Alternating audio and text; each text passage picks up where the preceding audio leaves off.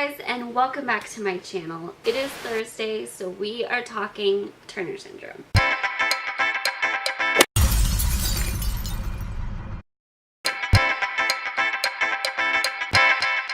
This week, I actually wanted to do something fun and talk about tips or advice for school for girls with Turner syndrome, because there is a legitimate struggle that happens and that I have definitely fought since the day I started school, with certain subjects, with certain learning disabilities that make it really difficult. So my first tip is be extremely aware of the areas you struggle in. Be really honest with yourself. Be super on top of how you're doing, on top of what you're struggling with, and really pay attention to the areas that you need help in. If it's math, be as aware and as proactive with that as you can. Math is probably the biggest area that a girl with Turner syndrome is going to struggle with in school. I know that has been my story literally since the day I started school. Math, I call it my enemy. It's like my arch enemy, because no matter how hard I studied, no matter how hard I tried, no matter how much time or effort I put into it, it might as well have been a completely foreign language for as much as I understood it. Because it was so, I guess abstract is the right word, like the obscure concepts and the super more abstract ways of applying things and the different rules, and oh man, just my brain and numbers do not mix. Me and math, we don't do well together. Let's just say that. And that was something I knew pretty much from day one. That was something my mom was super aware of since they found out I had Turner syndrome pretty much. She knew that was most likely going to be a struggle. So she did her best to make sure I knew that I could ask for any help I needed or wanted, that I could bring stuff to her or my dad and ask for help. She had my brother helping me, who he was like a genius with math. He was just on his own level when it came to math, and we were kind of opposite with certain things. Reading and writing were my sweet spot. Like, I loved English class. I loved reading. I've always been a bookworm, and I love writing so much. And I loved English class so much. And he hated it.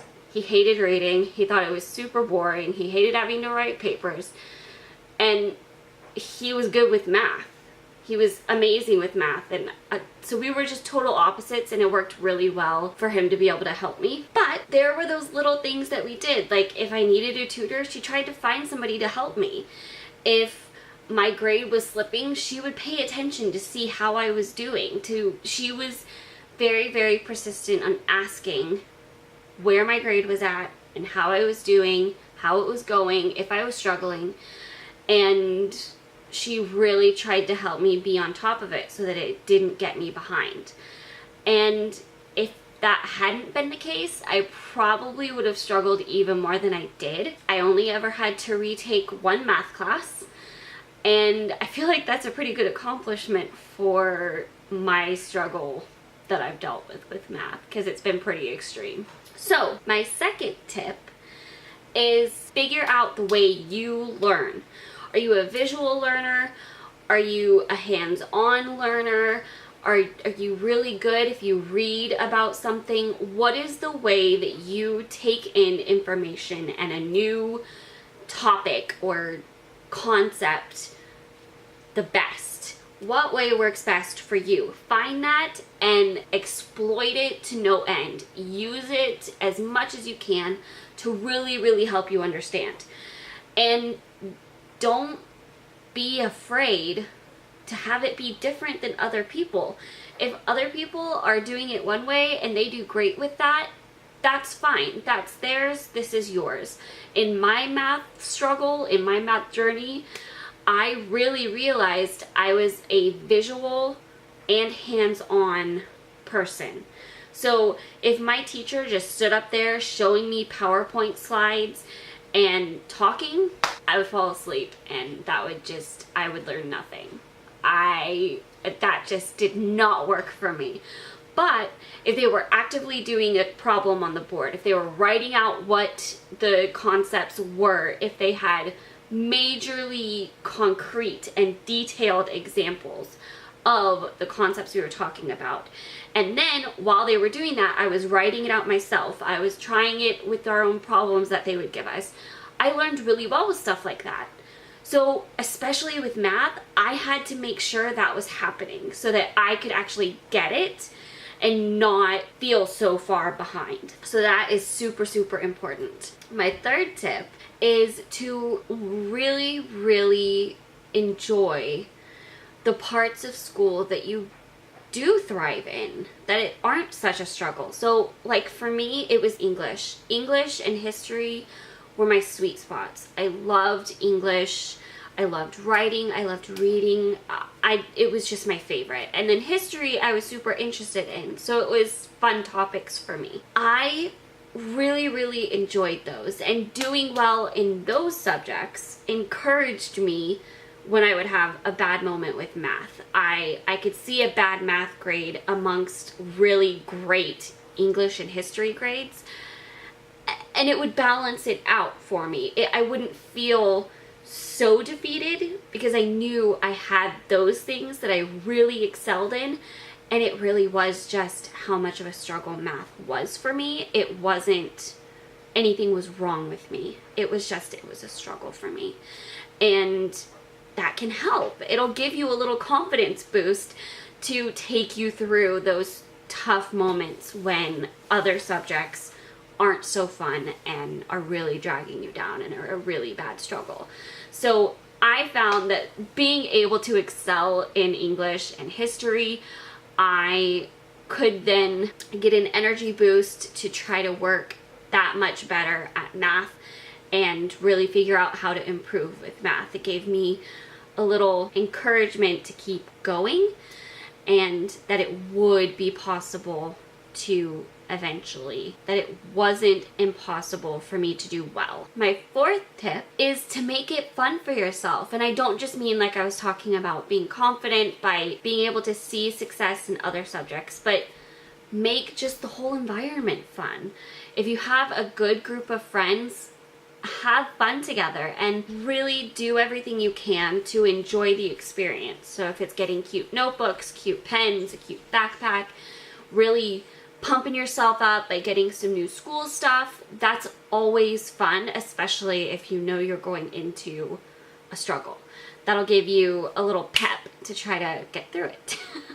It'll give you a good start. My fifth and final school tip for girls with Turner syndrome, this one kind of applies to everybody, but I know this would have seriously helped me if I did it more in school, is write everything down. I know my school always gave us a school agenda at the beginning of the year, or we had access to a free one if we wanted it, and I would write down my assignments and their due dates when I would remember to. I really thrived when I was able to see what I had in front of me instead of having to try to pull it out of my brain and try to remember myself. I really, really wish I had done that when I was in school. Being able to write down the dates for everything, being able to have those early reminders and look at everything on a calendar and know what I had coming, have that reminder of when it's due so that I wasn't the night before going, oh crap, I have that assignment due tomorrow. I didn't even remember it. But checking it, really using that agenda to remind myself and keep track of all of the school assignments, because especially high school, you have multiple classes you're trying to keep track of assignments for. And as you get deeper into high school, there's bigger projects you're working on, and it's just a lot to keep track of. So really using that to keep yourself organized, keep yourself on track with everything, and remind yourself of what you have coming, what you have due, what you need to be working on, instead of leaving that all to your brain to keep that 24/7. it'll really, really help you, and you'll feel less stressed because you won't be thinking, oh, I need to remember that. I need to remember that all the time. I'm even applying this stuff to my master's degree program right now, and it makes a huge difference, and I really do wish I had done that in high school, and even middle school would have helped too. Those are my 5 tips for school. I hope this helped somebody. If you have any others that really, really help you in school, leave those in the comments below. And let me know if you try any of these out and if they work for you. If you have any other questions or would like advice on anything else as far as school goes, leave those in the comments below. If you liked this video, give it a thumbs up and share with everybody. And if you are not already subscribed to my channel, click the screen and subscribe. And I will see you guys tomorrow. Bye!